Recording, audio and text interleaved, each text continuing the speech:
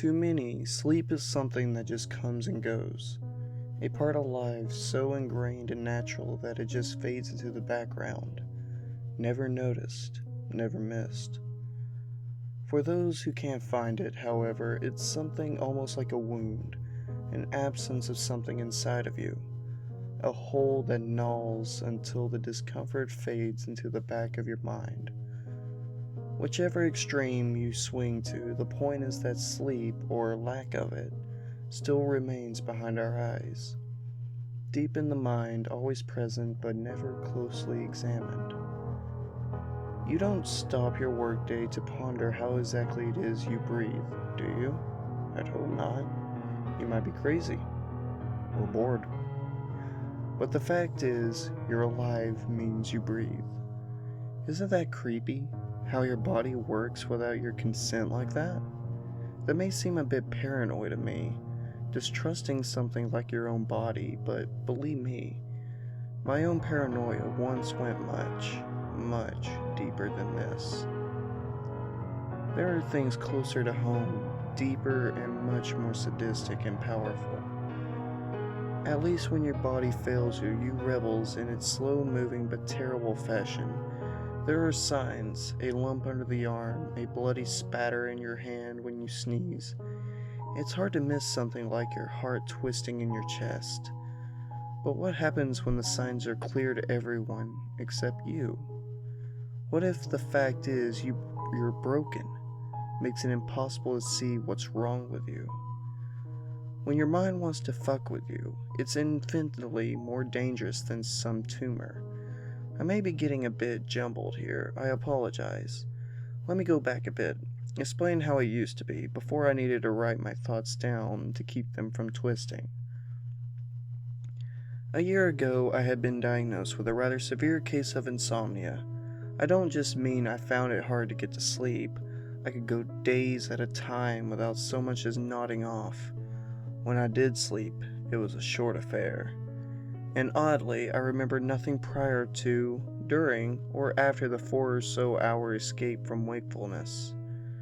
Well, that's not true. I do remember flashes of images, brief sensations, all tiny pieces that didn't add up to anything when put together, and were even less telling on their own.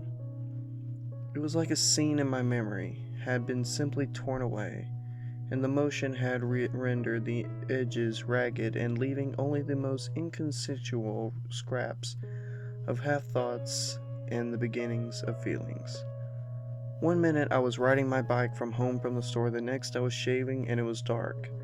My unpacking of groceries, getting settled in bed, and waking up and showering were all missing. I don't have a bad memory. It's not photogenic, but it's not exactly normal for me to lose hours of my day. Finally, I saw a doctor, and after a lot of waiting and an even harder time of trying to make myself sound sane, a shrink finally gave me a curious shrug. It seems I've stumped him. In his professional opinion, there was nothing wrong with me. Well, nothing that made sense, at least.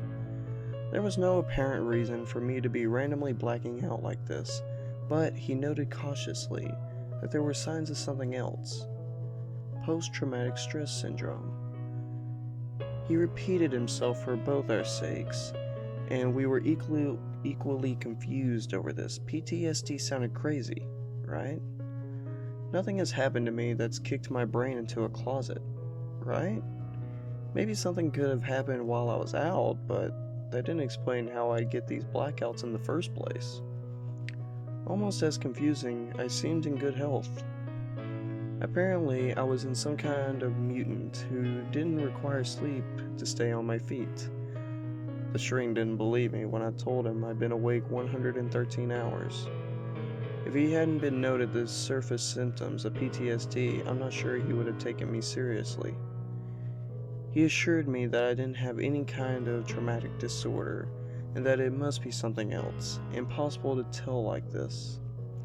I need to see a specialist to get the answers, and so I was scheduled in to see someone else. In the meantime, he advised I keep a diary of me sleeping patterns, and wrote me a prescription for some heavy-duty sleeping pills. And that's how it got started. innocently enough. I was relieved that answers were coming, slowly, but then something strange happened. On my way to the chemist, I was about to cross the threshold, when something suddenly kept my feet in place. You know that sensation when you realize there's a massive drop in front of you, and you were about to blindly step into empty air? It was like that. The aisles of the store extended a moment and my mind locked up in a sudden caution. By the time I noticed the employee speaking to me, the prescription had been crushed in my shaking, sweaty hand, and I had been staring into the store like I had just seen something terrible. I shook the cobwebs from my mind and smiled at the woman, now feeling thoroughly embarrassed. She mercifully brushed the incident aside and walked me to the counter. I can't really describe what I was feeling, as I paid for the bottle of pills. Something was telling me to leave, and whatever it was, it waited outside the store for me. I didn't want to look back at the tugging, nagging presence, not after my display in front of this clerk, but I felt like its eyes were on my back, and it was worried. But I turned around and left, and there was nothing there. What was I expecting to see? I laughed and brushed it off. I just needed some sleep.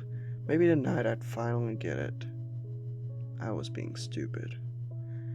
Taking the bottle from the wax paper bag on the escalator, I read the label, and couldn't shake the strange presence. Before I put the bag away in my backpack, I entered for the briefest second that someone was standing behind me, and I swore as I stepped off the moving platform that they had been reaching out to place a hand on my shoulder. I took my medications and recorded it in the diary. The first night, nothing happened, and my diary steadily filled with what I had already been experiencing. A light dinner, take my meds, shower, read in bed for a few hours, finally give up and play some Skyrim until the sun rises, and start on my housework. Waste my day away with shopping, bills, maybe see a movie, avoiding caffeine and hitting the gym before finally heading home to repeat the process again. The first 8 days of my diary were the same as this, and as I started pinning down the words day 9, the diary propped in my comic book. I strangely felt relieved. Folding my legs closer to prop the comic and diary up, I chewed the end of my pen and tried to pinpoint this feeling. It wasn't the first time a shadow of something had crossed my mind, like I was accidentally picking up someone else's emotions. Once again, nothing came, and as I put the pen back to the page, something scuttled across the edges of my mind, something akin to panic, and maybe being startled. The hairs on my neck suddenly stood up as I was alert. I heard a sound like the inhalation drowned by a whisper, and I felt my chest clamp down on my lungs. I was laying down. The comic and diary had fallen from my chest, the pen in my fingers, and a thin beam of very weak, pink light streamed in front of my curtains. Suddenly aware of my surroundings again, I sat up and grabbed lethargically for the alarm clock on my bedside table. It was 4:41 in the morning, just before sunrise. Peering down at the clock in the near darkness, waiting for my mind to start working again, I tried to remember the last thing I had done. What time had I started in the bed to write in the diary? Rubbing my eyes, I patted about for the diary and checked the time I had written. It had been 2 in the afternoon when I had began, and I had lost consciousness at that time. But there was a scribbling underneath the date. It was illegible. It was definitely my handwriting, and it had tried to form letters, but it had kept on packing together too close, or spreading out and scribbled over itself. Whatever I had tried to write, I must have had a lot on my mind, and couldn't decide what deserved space on the paper. How long have I been trying to write after I was put down the time? A few minutes? An hour? I've been lucid much longer in the past. As I tried to push out of bed, I found my limbs were sluggish, and the world waved unsteadily as I got on my feet. I felt my way blindly to the bathroom and flipped the light switch, leaning on the counter and splashing water on my face. My eyes were blurry and my mouth was dry. As the light flickered on, the reflection in the mirror was flashed into my vision like a lens flare. My eyes adjusted and the picture faded away, an image of someone in the bathroom door barely remembered, leaving my very tired image slumped over the sink. What in the hell just happened? The next 7 days had gone by much like the first 8, and it seemed my sudden bout of hibernation had only been a fluke. For some reason I felt grateful for this. My energy slowly returned, and I felt the same phantom presence return, with a curious mix of half emotions. It was the same caution from the storefront, but just after my sleep it had been frantic and potent, like it was frightened and worried, but could do nothing. As the days went by and I still could not sleep, it relaxed slowly and began to hope. I had stopped pretending this presence didn't exist, and I had started adding her to the diary. I don't know why, but I saw it as a woman. Maybe it was crazy of me to personify a voice in my head, but she wasn't a voice really. Did that make it less insane? I couldn't tell. She was starting to grow relieved, and with it, I too felt better. Whatever it was that had worried her, it was passing, and I felt lighter. Now that I accepted her existence, it was only a part of my mind. I tried to remain as detached as I could. Every night I read over my diary before entering a new page, and tried to understand why she existed, and what part of me she was an outlet for. To me, this was like isolating a sore, understanding what it was and keeping it from spreading while I learned as much as I could. She must have approved my approach, since whenever I thought like this, she crooned approvingly in my mind, and she was proud of me. On day 7, I started to realize she was guilty for being here, making me question my sanity, and I felt like I owed her my presence. And then it came again. This time I had been on my computer, watching Animal Cops, when she fell silent. I know that it's difficult to imagine since she can't speak, but I immediately felt her absence. Sitting up, I felt her claw back into my mind, and she was quickly torn from me. I barely had time to process the screech mental warning when I had a shadow moving to my left, and then I was on the floor. 15 hours had passed this time, and it was 2 in the morning. I had spent the entire time on my side, my computer chair toppled, mouse and keyboard scattered. I must have tried to get up and collapsed, falling asleep. My limbs were stiff, sore, and weak, and I had not slept well, it seemed, tossing and turning on the hard ground. I remembered my dream. That had never happened before. It was hazy, distorted, like it had been partially torn out of me and then stuffed back in. But I had one clear, vivid memory of standing over myself where I lay on the floor, breathing slowly, just short of seeing through my teeth. No, I thought, that wasn't me. I was down here, on the floor. It didn't make sense, but I could see it. I could remember it, even if it didn't amount to anything coherent. My computer screen was the only light, and my screensaver was a dark one, so only occasional gray light was cast over the lounge room. I was disoriented and tried to pull myself to my feet, having to brace against the couch to not fall over again. Why was I panting? I had just been sleeping. I had no excuse for being tired. No, this made no sense. Something felt wrong. Where was she? That was the strongest thought I had mustered at that time. Where was she? Crazy, I know, but things became clear as I recognized this, and suddenly I thought, knew that I wasn't alone. Looking around, I could try to peer into the darkness, and inch my way across the room, bumping a coffee table, and kept my eyes to the empty middle of the room as I patted the wall for a light switch. The first flash of light imprinted in my empty lounge room, but the second showed a shape, too quick for me to see, and then the light came on. The vision burned into my eyes and had been in front of the darkness glass sliding door that looked out of the pitch-black balcony. If someone had been standing out there, or even inside, there would be no way to see them. Not when they were black as ink. Wait, black as ink? Why did I think of that?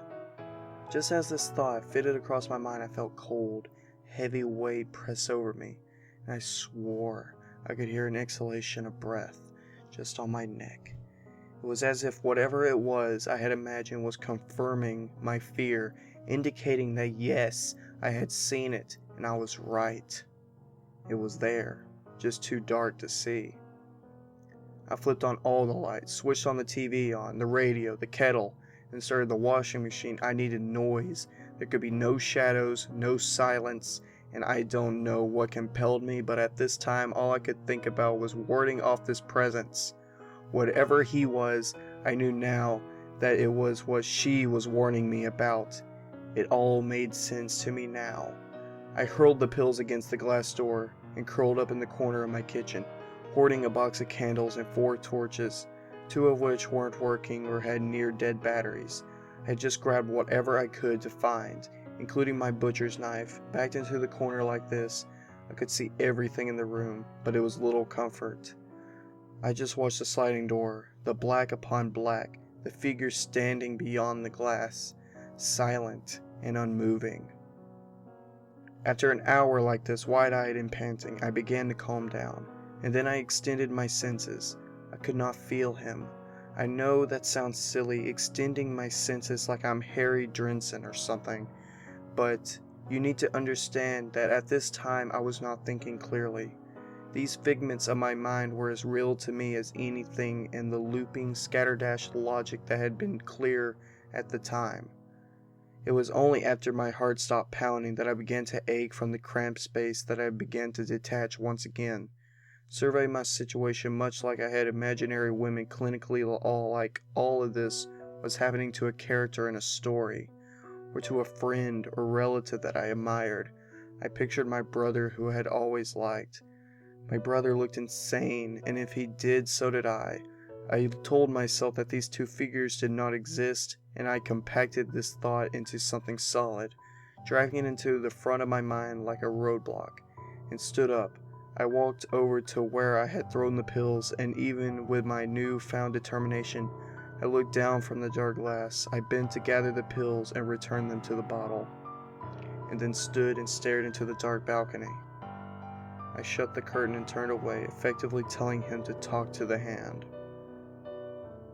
I busied myself with cleaning, taking my chaotic, messy apartment and returning it to order, imagining it was my mind, and I did feel slightly better. But I was visited by my neighbor from downstairs at around 7 in the morning. I was pretty embarrassed and apologized, but I felt a little reclusive after this, so didn't go outside anymore. I ate sparingly because I didn't want to have to go buy food and had stopped calling friends or going to the gym. I had also stopped taking the pills and neglected to write in my diary. For some reason, I dreaded opening it. What would I find? I don't know, but I wasn't ready. Even if this was just another facet to my growing insanity, it was one I simply couldn't shut the curtain on. I threw the diary in my closet. I never questioned why I kept getting fresh ink on my fingertips. After several days of no sleep and not seeing the outside, I finally decided to go to the gym. It was midnight, but I always went late when no one was around, and it felt good to return to a semblance of my routine.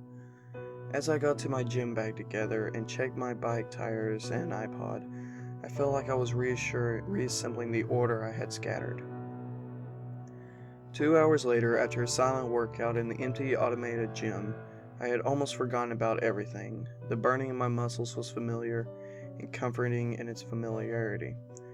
The crackle of the cheap speakers playing late-night radio, the click of the big fan that never turned right, humming of the Gatorade machine, it was all so normal and familiar to me. I had been silly. I decided I would go see the doctor tomorrow and life would get back on track. I knew it. Pulling the zipper of my gym bag to toss into the water bottle and towel, I froze. The pills were there, resting on my spare clothes. I hadn't packed them. Seeing them sent a sudden wave of bone-deep exhaustion through me, and as the world wavered, I saw it. I saw him. It was just a shape in the corner of my eye, gone when I whipped around to look, but now a shape stood on my own periphery, just as quick, disappearing when I darted about to see him. He was in here with me. All my prior resolve melted from my mind, and I began to panic as the weariness set in. I backed up from the table, and to my haste, I knocked the bag and chair down, staggering into my bike and almost falling. The only reason I didn't scream when the lights went out was because my throat had closed with my panic. I knew it was there, standing in front of me, an inch from my face. Silent and imposing, possessive. It wanted me. It always had. Finally, I went down, toppling over my bike, landing on my front, looking up as the dark glass doors of the gym. Off of the car park, shrouded in shadow, was a figure, barely registering as a woman's silhouette. She cupped her hands and called to me, and while I couldn't hear her, I knew she was telling me to run. The rest is a blur. I sprinted down the road, limbs screaming in protest as the strength seeping from them, my vision blurring, ground swinging underneath my feet, causing me to stagger and trip. I was running, frantic to get away, and the shadows catching up to me, enveloping me, like the night itself was coming for me, and it was closed about me. My strength was bled away. I vaguely recalled the glare of a horn, a set of headlights, and a sudden burning sensation in my chest, like someone had punched me so hard that my lungs have expelled their air. The world spun about, the road came fast and hard, and I struggled to go on. Figures crowded me, clawing at me, trying to pull me into the darkness as I was blacking out, fighting to keep my head above the inky blackness.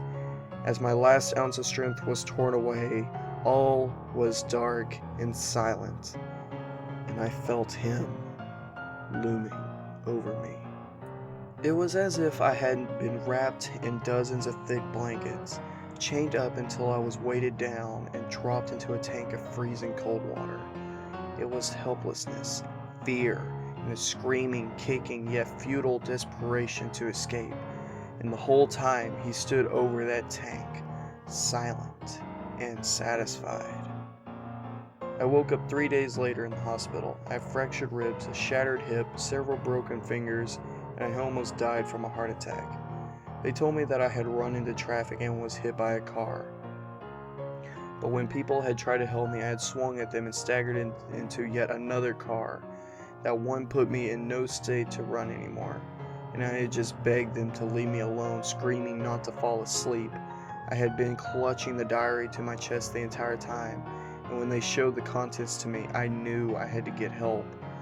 There's a certain wisdom in telling when you're too far gone to help yourself. I haven't yet been able to put the words that I find adequate, but the sanest thing a man can do is admit when he is insane. All I knew was that I could trust my own mind no longer. I went willingly and much lighter to the mental ward. I asked that I keep the diary and kept adding to it, not really expecting to be allowed to, but they agreed.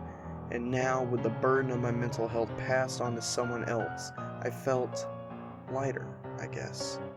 Like I had a free pass to finally look into the dark glass and see just what it was that lurked there wearing my face. I didn't need to worry about him anymore. That was the doctor's job, right? And what had I seen in the diary that had prompted me to submit to these doctors? Each instance of her had been scripted out with such force the pages had ripped in places, rapid crisscrosses that clawed her out of the account, tearing her away, and in some places tentative writings had appeared next to these mad scratchings, too light, too thin to read. And as the pages went on, they became fewer and smaller, fainter, like the hand that wrote them became weaker. Each page was more dominated by the scribblings, until finally a full black page, ripped and bleeding over the next page, so that it was smudged, smeared, and torn. On this page I had drawn 3 figures, all crude, standing in a line. I had drawn so hard that they had been partially imprinted into the following page. This continued for dozens of pages, each faded copy added to, elaborated on, until the figure on the left grew twisted and deformed, and the one on the right shrank and weakened, and the middle figure just simply curled up and cowered. I had used my palm and my thumb to smash the wet ink, warping the pictures so that they swirled inward, becoming less and less coherent. Just a warped spiral that was on the final page. The spiral became a face, and this face looms over me as I write this. Whether he is real or not, I cannot escape him, and I don't know if anyone can help me. He watches these words form on these pages, and he approves. I'm glad he likes it. Maybe he'll let me wake up if I please him. He wants me to tell you I might not, though. He says you can't help me. The nurse is coming with my pills. Please don't let me sleep long.